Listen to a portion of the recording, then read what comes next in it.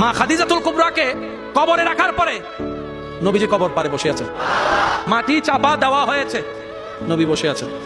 সাহাবায়ে কেরাম বলে, ইয়া রাসূলুল্লাহ, অনেকক্ষণ হয়েছে, এবার আসেন ঘরে।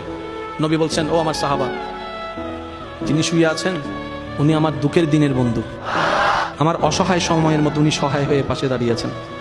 সবাই যখন আমার উপর আঘাত করছে, এই আঘাতের রক্তটা উনি মুছিয়ে দিয়েছেন। উনি আমার জন্য একটা শক্তি হয়ে দাঁড়িয়েছেন। আমার খাদিজা, আমার স্ত্রী, তোমাদের উম্মাহাতুল মুমিনিন। ইয়া রাসূলুল্লাহ, একটু ঘরে আসেন।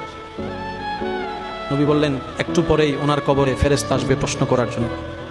আমি নবী বসে আছি, আমার খাদিজার প্রশ্নের উত্তর আল্লাহর হুকুমে খাদিজার পক্ষ হয়ে আমি নবী উত্তর দেওয়ার জন্য। পৃথিবীর সমস্ত ভালোবাসার বন্ধনকে পিছনে ফেলে আপনার আমার নবীর জীবনীকে একটু খেয়াল করে দেখেন। সমস্ত রোমান্টিকতার হাই রোমান্টিকতা আমার নবীর জীবনীর মধ্যে আছে।